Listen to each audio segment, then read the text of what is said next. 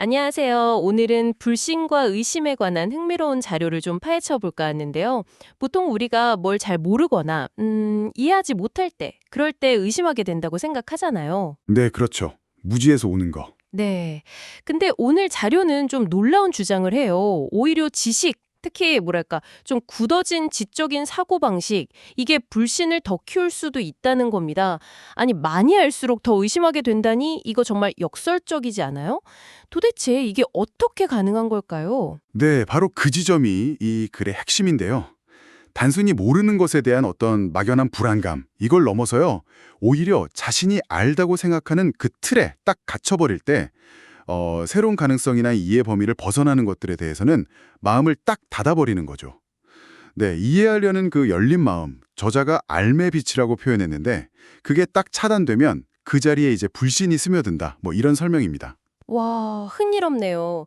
그러니까 모르는 것에서 오는 불신은 어쩌면 뭐 자연스러운 방어 기제일 수도 있잖아요. 네네. 근데 아는 것에서 오는 불신은 훨씬 더 교묘하고, 기쁠 수 있겠다, 이런 생각이 드네요. 그래서는 이런 불신의 구체적인 모습들, 뭐 예시 같은 것도 좀 보여주나요? 그럼요. 아주 일상적인 예시들이 나와요. 예를 들어서 혹시 도둑 맞을까 봐 물건을 자꾸 확인하거나 어디 숨겨놓는 행동. 심지어 아주 가까운 사이인데도 돈 빌려주면서 꼭 차용증을 요구한다거나 네, 그런 모습들을 언급하죠. 아, 그런 사소해 보이는 행동들이 쌓여서 결국 불신의 벽을 만드는 거군요. 그렇죠. 그렇게 보는 거죠. 그럼 그런 불신이 결국 우리한테 어떤 영향을 미칠까요? 뭐, 남을 못 믿는다는 건데, 그게 가장 먼저 상처 입히는 건 혹시 자기 자신이 아닐까 싶은데요. 네, 정확합니다. 이 글에서 정말 강조하는 부분 중 하나인데요. 불신은 그걸 품은 사람 안에서 자라난다는 거예요. 그래서 결국엔 그 사람을 지배하게 된다, 이렇게 말하죠.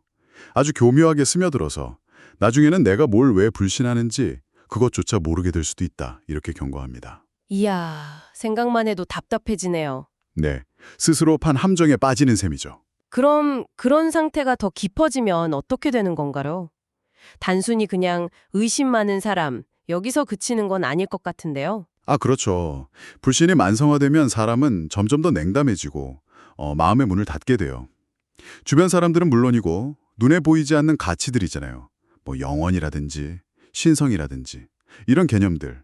심지어 자기 자신의 가능성조차 믿지 못하게 되는 거죠. 결국 삶 전체가 부정과 어떤 단절 이런 걸로 이어질 수 있다. 상당히 무서운 경고를 하고 있는 겁니다. 와, 이렇게 개인과 사회에 파괴적인 영향력을 미치는 불신. 이 글에서는 이걸 어떤 성질의 것으로 보나요? 불신과 의심은요. 믿음과 신뢰의 완전 반대편에 있는 것. 그러니까 순수한 부정성 그 자체로 봅니다.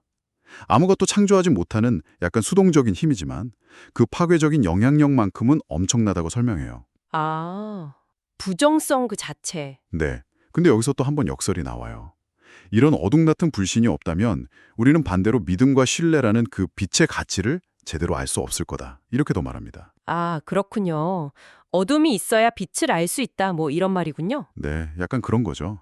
그럼 믿는 사람하고 불신하는 사람, 이 둘의 삶은 구체적으로 어떻게 다르다고 묘사되나요? 아주 분명하게 대비시켜요.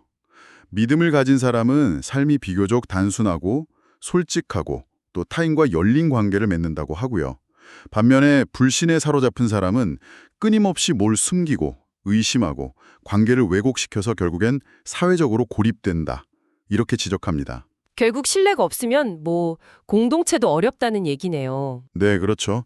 신뢰 없는 곳에 진정한 공동체는 없다. 이 말이죠. 이런 맥락에서 소위 회의주의자들에 대한 비판도 나온다고 들었습니다. 이건 어떤 점을 지적하는 건가요? 네, 근데 여기서 말하는 회의주의는요, 우리가 보통 생각하는 건전한 비판 정신이라기보다는 아까 말한 그 경직된 지식과 연결되는 태도예요.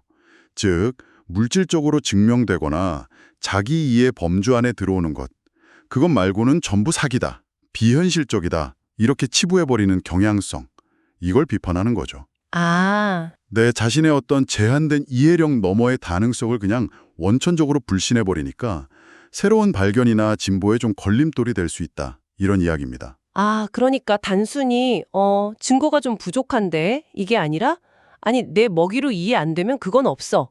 이런 식의 태도를 문제 삼는 거군요. 네, 맞습니다. 그런 지적 경직성이죠. 자칫하면 근데 건전한 의문 제기까지 좀 위축될 수 있다는 오해도 살 수 있을 것 같은데 그래서 그 경계에 대해서는 혹시 언급이 있나요? 글 자체에서 명확하게 선을 긋는다기보다는요. 그 이해의 범위를 스스로 제한하는 경직성, 이게 문제의 핵심이다. 이걸 강조하는 것 같아요. 그러니까 증거를 요구하는 열린 질문하고 아예 이해 불가능하다는 이유로 가능성 자체를 닫아버리는 불신은 근본적으로 다르다. 이런 뉘앙스죠. 네네. 뭐 말씀하신 것처럼 그 경계를 현실에서 구분하는 건 각자의 어떤 지혜가 필요한 부분이겠죠. 그렇군요. 자, 그럼 결국 이 글은 우리가 이 불신의 늪에 빠지지 않고 믿음을 키워나갈 희망이 있다고 보는 건가요? 네, 다행히 그렇습니다. 우리 모두에게는 살면서 겪는 경험들이 있잖아요. 그걸 통해서 확신을 얻고 또 타고난 불신을 조금씩 지워나가면서 믿음을 성장시킬 기회가 주어진다. 이렇게 말해요. 아, 삶 자체가 우리에게 주어진 어떤 교재인 셈이죠. 네, 경험을 통해 배우고 성찰하면서 암과 신뢰의 폭을 넓혀갈 수 있다. 이런 희망적인 메시지로 마무리됩니다. 오늘 불신에 대한 좀 깊은 이야기를 나눠봤습니다. 무지뿐만 아니라 때로는 우리가 안다고 생각하는 그 지식조차 불신의 근원이 될 수 있다는 점이 특히 인상 깊었네요. 네, 그렇죠. 그래서 마지막으로 청취자 여러분께 질문 하나 던져보고 싶네요. 이 글은 건전한 비판적 사고와 우리를 마비시키는 불신, 그 사이의 경계에 대해 생각하게 만드는데요. 특히 과학이나 논리만으로는 즉각 증명되지 않는 어떤 가치나 현상들, 이런 걸 마주했을 때 여러분이라면 건전한 회의와 모든 가능성을 차단하는 불신을 어떻게 구분하시겠습니까?